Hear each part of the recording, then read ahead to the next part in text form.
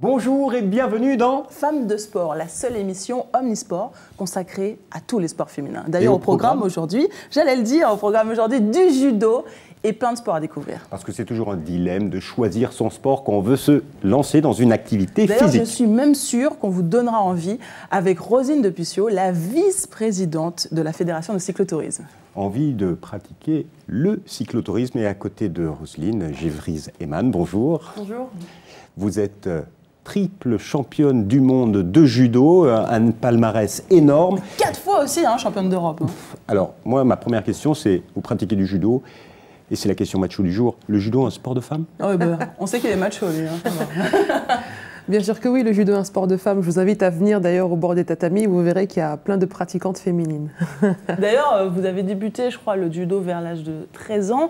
Pourtant, c'est vers l'âge de 21 ans que l'âme de championne s'est révélée. Racontez-moi vos débuts. Oui, c'est vrai, j'ai commencé le judo dans le sport scolaire. En fait, je l'ai découvert au collège. Professeur de PS, je crois. Oui, j'ai découvert au collège par mon professeur de PS. Et donc, on avait des sessions judo, comme on a des sessions basket, handball, etc. Et ça m'a plu de prime abord. J'étais avec ma sœur, un bon groupe d'amis. Je peux vous dire qu'au début, c'était plutôt la convivialité, le fait de, vous savez, de partir, de se déplacer en groupe, en minibus, de sillonner un petit peu les quatre coins de la France. C'est vraiment ça qui m'a plu de prime abord. Et ensuite, effectivement, un petit peu le goût de la compétition est venu petit à petit. Et à l'âge de 21 ans, j'ai intégré l'INSEP suite à un résultat au championnat de France junior.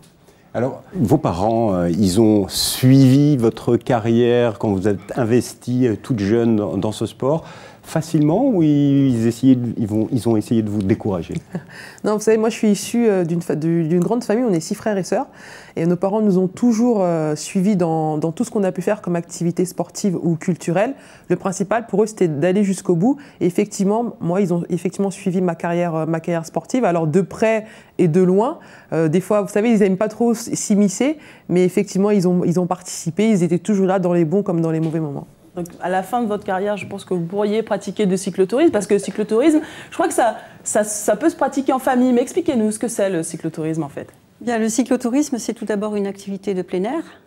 Et comme son nom l'indique, c'est faire du tourisme à vélo, mais sans esprit de compétition et sans classement. C'est ce qui fait notre spécificité. Non, mais ça se pratique où et comment finalement? Il y a des clubs, comment ça se passe? Oui, il y a des clubs, mais on peut le pratiquer tout seul, puisqu'on a près de 4 millions de pratiquants dans toute la France. Mais en club, oui, on a 126 000 adhérents qui pratiquent le cyclotourisme dans nos 3100 clubs. 3100 clubs, donc oui. Les gens ils se réunissent, concrètement c'est une sortie toutes les semaines, tous les mois, où on attend les beaux jours l'été? Non, c'est souvent plusieurs sorties par semaine. Et c'est vrai que c'est vraiment le plaisir de pédaler ensemble. Et puis, c'est dans un esprit de convivialité et puis de partage. C'est très intéressant de pédaler au sein d'un groupe. Alors, il y a une fédération. Quel est votre rôle, finalement? Parce qu'il n'y a pas de compétition, on parle... Non. Eh bien, plus spécifiquement, je m'occupe de l'accueil dans les clubs, justement, d'essayer d'accueillir plus de féminines dans nos clubs.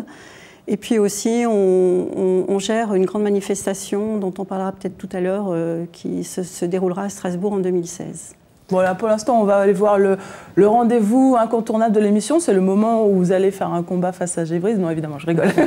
Mais pour l'instant, sortez vos maillots, les boules de pétanque, parce qu'il fait encore beau, il fait encore l'été à Femmes de Sport. Rendez-vous avec le zapping de Femmes de Sport.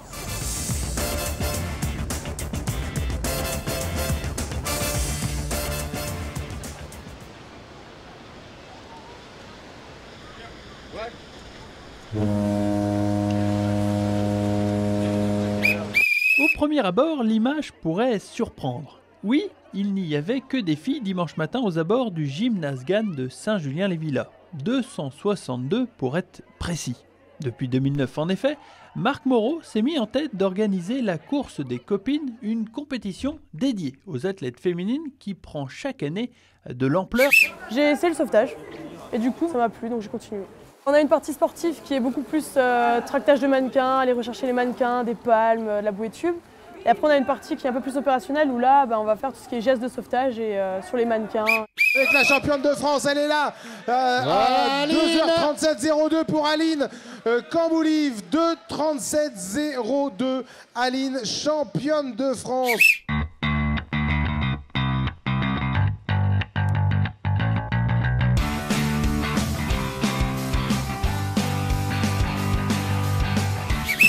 Au menu, concentration, précision et compétition. Championnes de France en 2014, les féminines de Kerreur Pétanque défendent leur titre. J'aime bien justement l'esprit compétition. Je n'aime pas les parties d'amateurs, mais on démarre pas trop mal. On a gagné déjà hier, on a gagné aujourd'hui, donc c'est pas mal. Aline Cambou-Voulive réalise une saison 2015 exceptionnelle. Moi, je vais vous demander de l'applaudir. Championne de France de semi-marathon il y a 15 jours à Fort-de-France. Championne de France de course en montagne. Championne de France de marathon. Alors là, le public breton, ovation, s'il vous plaît, pour Aline Cambou-Voulive. 48 clubs français sont inscrits dans ce championnat de femmes. Ce week-end, elles s'affrontent en tête-à-tête, en doublette ou en triplette. Moi, je l'ai déjà fait la course. Ouais, j'aime beaucoup venir à 3 courir et je l'avais trouvé super sympa. Donc voilà, j'ai emmené ma sœur et une autre copine. Les organisateurs n'avaient rien laissé au hasard à l'arrivée des roses. Ils réfléchissent déjà à un autre projet pour attirer les partenaires afin de donner une autre ampleur à cet événement.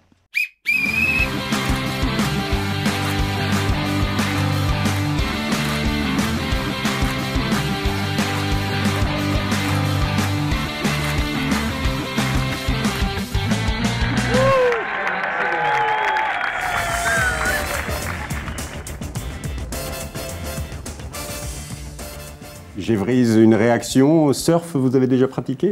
Oui, j'ai déjà pratiqué, mais je ne suis pas très bonne. Mais par contre, très impressionnant, la championne de France de semi-marathon, marathon, course en montagne, non mais fabuleux quoi. Fabuleux. C'est vrai que c'est un palmarès impressionnant. Ah oui, très ça impressionnant. vaut le respect. Tout à fait. Et vous, votre actualité aujourd'hui, c'est quoi en ce moment? Eh ben, mon actualité aujourd'hui, c'est que j'ai bien repris l'entraînement, donc c'est une très bonne nouvelle. Après avoir profité donc, de mon titre mondial et avoir eu quelques temps de repos. Je vais partir sur la tournée asiatique dans quelques jours. Et ensuite, voilà, pour... C'est important, ces périodes de break pour un athlète pendant l'année? Oui, je pense que ces périodes de break sont vraiment importantes. Ça permet de souffler, de profiter aussi de ce qui vient de se passer, de réfléchir à la suite et de pouvoir vraiment bien se reposer pour partir de plus belle. Il ne faut pas oublier que nous sommes dans une année olympique, que le point d'orgue, ce sont les Jeux de Rio. Et l'important, c'est d'être prête pour cet événement. Bon, on l'a dit, vous êtes 3 fois championne du monde, 4 fois championne d'Europe. C'est un palmarès là aussi imposant. À Londres, vous avez fait une médaille de bronze. Je ne vais pas vous demander quels sont vos espoirs pour Rio, évidemment. Mais êtes-vous qualifiée, du coup, pour Rio déjà? Pour l'instant, la qualification n'est pas encore tombée. Il faut savoir que c'est assez tard notamment pour le judo, parce qu'il y a aussi beaucoup de concurrence. Et, alors je ne sais pas quand est-ce que la fédération ou quand est-ce que le comité de sélection va annoncer l'équipe type. On peut dire que je suis en pole position. Néanmoins, il y a Fanny Estelle Posvit qui est aussi dans ma catégorie de poids et qui a fait 3e au championnat du monde à Astana. Mais l'important pour moi, c'est de continuer à m'entraîner, de participer à des compétitions. Parce que dans votre catégorie, il n'y a qu'un seul qualifié? Il y a Quels sont les critères finalement de qualification? Alors les critères au judo, alors il faut être pour les féminines, il faut être dans les 14 premières du classement mondial. Pour les garçons, il faut être dans les 22. Et les classements se font par rapport au tournoi.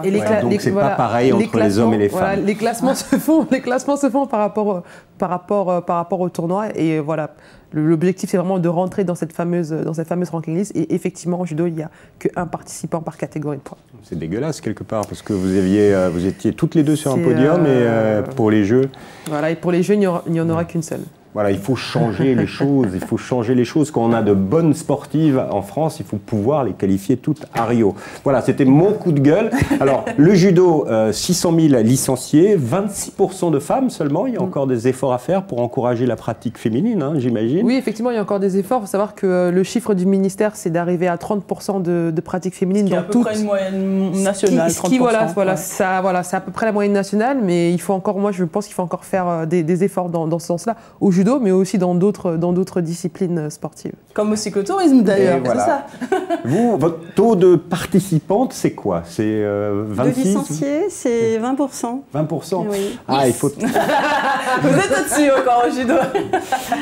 Et alors, que faire pour développer la pratique du cyclotourisme par les femmes? Eh bien, c'est vrai qu'on s'est posé la question, pourquoi si peu de femmes dans nos clubs? Parce que le cyclotourisme est un sport qui est vraiment accessible aux femmes. Donc on s'est dit, il faut trouver une solution, un moyen pour les attirer. Et pourquoi pas organiser une grande manifestation dédiée aux femmes, rien qu'aux femmes. Et c'est pour ça qu'on avait mis en place en 2012 Tout à Paris. L'idée, c'était de rassembler le plus grand nombre de femmes qui viennent de toutes leurs régions respectives, et de les rassembler à Paris en septembre 2012. Et vous-même, vous avez participé à cette... Nous, on a organisé, donc on n'a pas pu participer au voyage itinérant, mais c'est vrai qu'on était là à Paris pour les recevoir. Et c'est vrai que c'était vraiment impressionnant de voir ces 4500 femmes très émues, parce que pour certaines, c'était la première fois qu'elles faisaient plusieurs centaines de kilomètres à vélo en plusieurs jours, et qu'elles étaient épatées elles-mêmes de ce qu'elles avaient pu faire. Bon, et c'était un grand moment quand même. Très rapidement, si moi j'ai envie de m'inscrire et de venir participer, qu'est-ce que je dois faire? Eh bien, vous tapez à la porte d'un club et puis voilà, vous serez accueillis avec grand plaisir. Et il y a un site internet, je vous le donne, c'est www.toutavélo.fr. Les départs commencent quand et l'arrivée, c'est... Pour Strasbourg, ça va débuter 15 jours, une semaine avant, parce qu'il y en a qui viennent de l'extrême sud de la France. Et l'arrivée est prévue pour le dimanche 5 juin 2016, où là on espère avoir 10 000 femmes, puisqu'elles viendront de toute l'Europe. Le plus gros peloton voilà. De France féminin, même d'Europe et voire du monde, parce que des rassemblements de ce type... Il ne faut pas être trop exigeant, mais de France c'est sûr, oui. Alors, je vous propose de découvrir un autre sport, un sport qui te fera plaisir, toi, qui est plutôt frileuse. Je sais que tu n'aimes pas trop faire du cyclisme l'hiver. Non, pas l'hiver. C'est un sujet qui nous est proposé par l'équipe de WEO. Regardez. Depuis septembre, une nouvelle discipline a investi l'espace François Mitterrand d'Hénin-Beaumont. En partenariat avec le Boxing Club héninois, Laetitia Chevalier dispense des cours de cardio-box. Une discipline complète et intense. L'idée, c'était de donner un côté fun à la discipline, donc on mixe toutes les techniques de boxe avec du cardio, du renforcement musculaire, dans la joie, la bonne humeur et surtout accessible à tout le monde. On travaille le mental, pour l'estime de soi, le dépassement de soi. C'est pour tous les âges, tous les profils et chacun y trouve son compte. Le dépassement de soi, le fait d'échanger, de donner des coups dans les sacs de frappe, tous les ateliers, c'est vraiment complet et voilà, moi j'y trouve mon compte et je me défoule bien. Se dépenser en musique dans une ambiance détendue, l'essai est souvent transformé. Ça change des clubs de sport traditionnels, de la Zumba, de la gym et tout ça, donc ça change. C'est intense, on travaille tout, on fait beaucoup de cardio, corde à sauter. J'ai déjà converti mes sœurs, j'essaye de convertir ma mère. Les cours de cardio-box ont lieu tous les dimanches matins. C'est 5 € la séance pour 1h30 de pratique dynamique et un véritable exutoire. Bah alors, vous êtes convaincu? Je trouve étonnant ce nouveau sport, et puis c'est le rôle des coachs qui est très important. Dans le cyclotourisme et dans vos clubs, est-ce qu'il y a des coachs qui aident les débutants? Ce sont les cyclotouristes expérimentés qui encadrent les débutants qui viennent à nos sorties. Mais c'est vrai qu'on fait des sorties adaptées, ça peut être 20 km, 30 km. Et on s'arrête, on leur apprend comment gérer leur vélo, parce que c'est pas évident parfois. Mais c'est vrai que... Même dans votre club, ça se passe comment? Votre club, d'ailleurs, a un drôle de nom, c'est le... Cycloclub Tricastin. Donc je viens de la Drôme provençale, au milieu des champs de lavande. Et donc vous proposez des sorties, vous accompagnez des jeunes et des moins jeunes? Lorsqu'il y a des nouveaux qui entrent, qui veulent connaître un petit peu notre activité, nous sommes là pour les encadrer et leur expliquer la fédération, et puis pédaler à leur côté et les regarder progresser, parce que ça va très vite. Il faut savoir que le cyclotourisme, c'est un sport qui se pratique à tout âge. Je tiens à préciser que notre doyenne a 92 ans et qu'elle pédale encore. Ah oui. C'est vraiment extraordinaire. On a plein d'avenir, nous encore. Donc ça doit être une super coach, pleine d'expérience pour monter l'école de la Drôme facilement. Nous avons 100 cols dans la Drôme. Donc dans le sport de haut niveau, par contre, évidemment, le coaching, c'est une valeur importante. Catherine Fleury, une femme d'exception, puisque c'est la première championne olympique française du judo. C'est votre coach en équipe de France. Est-ce qu'elle aurait eu cet impact sur vous si elle n'avait pas cette aura autour d'elle, si elle n'avait pas ce discours? Alors, déjà, c'est vrai que Cathy, c'est un personnage, comme on a l'habitude de le dire. C'est vraiment une femme qui sait s'imposer. Alors, de par effectivement sa franchise, sa manière de s'exprimer, mais de par aussi ce qu'elle inspire et par ce qu'elle peut incarner. Et ça, c'est vraiment ça qui m'a parlé la première fois que je l'ai rencontrée, parce qu'elle a été aussi ma coach lorsque j'ai eu mon premier titre mondial en 2007. Elle est inspirante, vraiment. Oui, voilà, et puis de toute façon, alors quand même on a des caractères assez différents, moi je suis peut-être un peu plus, je vais dire, introvertie, mais voilà, elle sait où appuyer pour faire ressentir la lionne, quoi, tout simplement. Un management différent. Moi j'avais une question sur les coachs dans le judo. Visiblement, il y a beaucoup de coachs féminins, beaucoup de femmes coachs ou plus d'hommes coachs. Est-ce que la relation de l'athlète avec ses coachs est différente? De toute façon, oui. La relation qu'un athlète a avec son coach, son entraîneur, est vraiment différente et très particulière. En équipe de France, bon, c'est Cathy Fleury qui est ma référente. Au Levallois Sporting Club, c'est Christian Chaumont, donc c'est un coach masculin. Et bon, alors tous les deux, avec tous les deux, ça se passe très bien. Mais effectivement, la relation est différente. Mais c'est plus dans la manière d'entraîner les filles qui change. Ah, c'est particulier. Il paraît que entraîner les filles, c'est totalement différent. Voilà, il paraît que vraiment entraîner un public féminin est totalement différent d'un public masculin. Et après en avoir discuté avec différents coachs et aussi avec les athlètes, parce qu'il y a des comportements qui sont différents, des visions différentes. Et effectivement, on ne peut pas s'exprimer de la même façon à une femme qu'avec un homme. Alors, revenons sur votre carrière. Vous avez été championne du monde dans 2 catégories différentes, moins de 63 kg et moins de 70 kg. Oui. Pourquoi? Pourquoi? Parce qu'à un moment donné de ma carrière, j'ai décidé de changer de catégorie de poids. Suite à mon échec aux Jeux Olympiques de Pékin, j'ai décidé en 2009 de me lancer un nouveau défi. J'avais vraiment du mal à repartir. D'ailleurs, j'ai vraiment pensé à arrêter le judo, arrêter la compétition. Et après, voilà, ces temps de pause dont on parlait tout à l'heure, alors ça m'a fait du bien, ça m'a permis de réfléchir, de me remettre en question et de me poser les questions. Est-ce que je voulais continuer? La réponse était affirmative. Après, voilà, comment, avec qui, pourquoi, etc.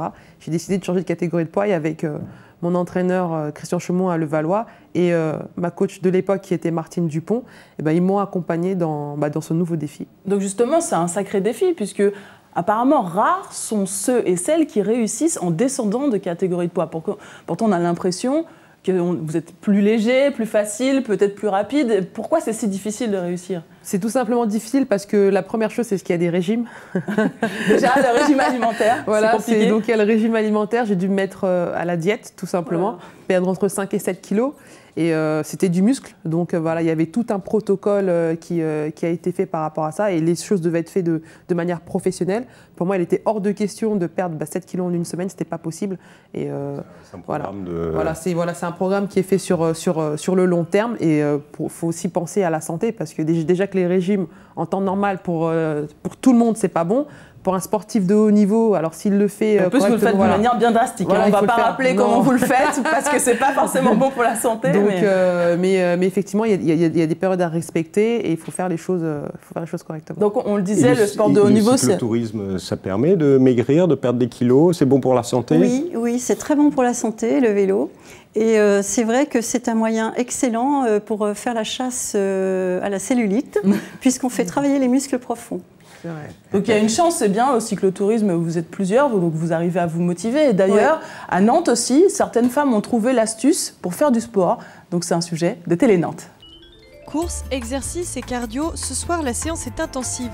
Durant près de 2 heures, la trentaine de filles va se dépenser en suivant les directives de la coach. Un rendez-vous sportif mensuel, mais surtout 100% féminin. Les filles peuvent venir pratiquer un sport librement, sans avoir peur d'être jugées à la fois sur un niveau de pratique et aussi sans l'esprit de compétition et de concurrence qu'on peut avoir dans un club. Parfois, les femmes peuvent être confrontées à des contraintes familiales, sociales et qui les éloignent du sport. C'est important de pouvoir se fédérer entre elles avec des amis, avec des collègues pour essayer de contrecarrer ces contraintes et de se forcer à aller faire du sport. Organisées par une dizaine de femmes bénévoles, les séances sont gratuites. L'objectif, c'est autant de pratiquer du sport que de se retrouver pour passer un bon moment. L'esprit d'équipe, l'ambiance, la bonne humeur et puis le fait de se retrouver une fois par mois pour se bouger un peu, c'est sympa. J'ai du mal à courir toute seule, donc c'est vrai que là il y a l'ambiance de groupe, il y a les coachs, donc ça motive, c'est dynamique. Les séances varient en fonction des programmes. Par exemple, aujourd'hui, c'est une séance un peu plus intense avec un échauffement, des exercices de workout et un peu plus de fractionné, donc de vitesse. Les communautés sportives sont en essor ces dernières années, notamment grâce aux réseaux sociaux.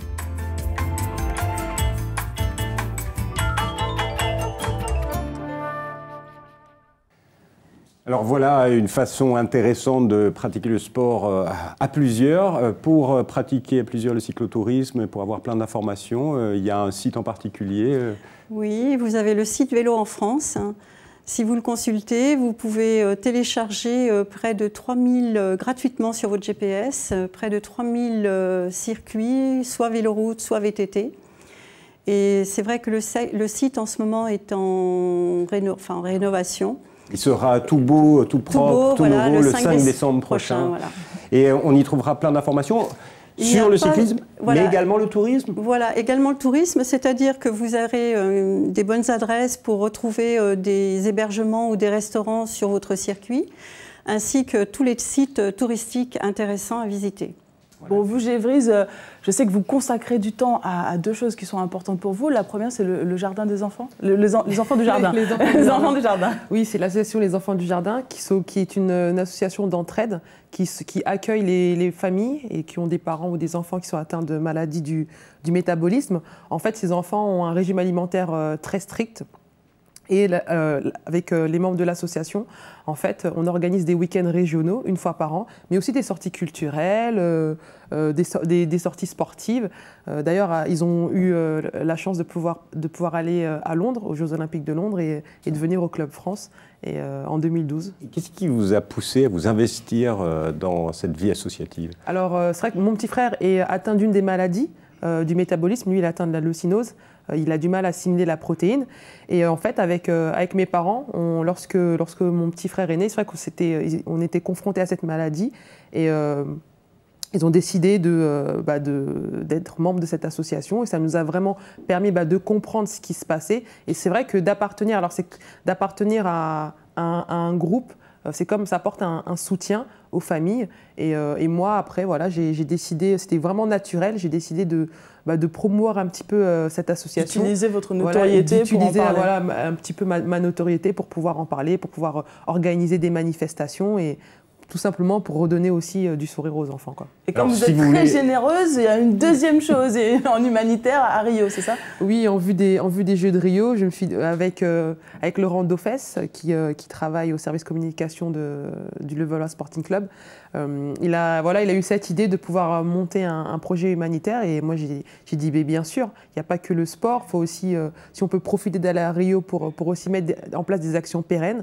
Et donc le projet s'appelle Solidar Rio, en partenariat avec l'association Terrativa, qui est une ONG française qui est située dans la favela de Morro do Fubá, et avec l'association Univers le Sport. Et il faut découvrir tout ce qu'ils font sur Facebook, donc Facebook, Solidar Rio ou Terrativa. Et puis bien sûr, si vous voulez aider les enfants du jardin, c'est www.lesenfantsdujardin.fr.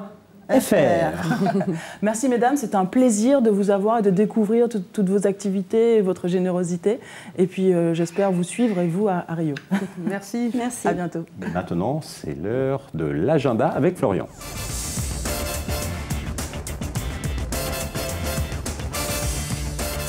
Bonjour Florian. Bonjour. Bon, je suis déçue, je m'attendais à vous revoir bronzé, vous revenez des plages de Sgor, mais non, pas une trace de bronzage. On peut pas tout avoir. Bon, est-ce qu'au moins vous avez préparé l'agenda de novembre? Bon, alors allons-y. Alors on commence le 15 novembre avec du rugby, évidemment dans le sud-ouest, avec le derby du top 8 entre le Stade Toulousain et Blagnac-Saint-Orens. C'est également un week-end de hand. C'est un week-end de hand avec des Coupes d'Europe les 14 et 15 novembre, dont le match de Fleury en Ligue des Champions à Orléans contre les Allemandes de Thüringer. Un sport d'eau peut-être? Les championnats de France de natation petit bassin, si ça vous va. Voilà. Du 19 novembre au 22 novembre, ce sera à Angers, à la piscine Jean-Bouin, avec les meilleures Françaises pour le dernier rendez-vous de la saison. Moi, je suis très sport-co, du basket peut-être. Du basket avec l'équipe de France, le 21 novembre, à Bourges, face à l'Estonie. C'est le début des qualifications à l'Euro 2017. Et ce sera dans le tout nouveau Prado de Bourges, qui offre aujourd'hui 5000 places. Le déplacement vaut le détour. Coût. Alors, en Ile-de-France, J'ai sélectionné pour vous le Salon du Cheval à Villepinte du 28 novembre au 6 décembre. On parle de salon maintenant. Il y a de la compétition. Le Salon du Cheval, il y a de la compétition. Il y aura le Master international de voltige qui comptera pour la Coupe du Monde. Et aussi le Longines Masters de Paris. C'est une compétition de saut d'obstacles qui réunit les meilleures cavalières et meilleurs cavaliers du monde puisque l'équitation est un sport mixte. Mais tout ne se passe pas à Paris. Qu'est-ce que tu as d'autre en province? En Vendée, du 29 au 6 décembre, il y aura les championnats du monde junior de tennis de table à Mouilleron-le-Captif. C'est en Vendée. À côté de La Roche-sur-Yon. Bon, allez, un cocorico et l'équipe de France peut-être. Un dernier petit cocorico avec du handball et le France-Roumanie qui se déroulera à Roanne le 26 novembre. Il sera suivi ce match du tournoi de Paris-Île-de-France à Coubertin et ce tournoi préparera les championnats du monde qui débuteront quelques jours plus tard au Danemark. Ah oui, donc c'est intéressant, à ne pas louper. À ne pas rater. Merci beaucoup Florian. Alors si vous voulez retrouver toutes ces dates d'agenda, vous allez sur le site internet www.femmedesport.com. Eh bien messieurs, ça y est, c'est la fin de Femmes de Sport. C'était un plaisir de vous avoir encore une fois. Puis je vous dis à très bientôt.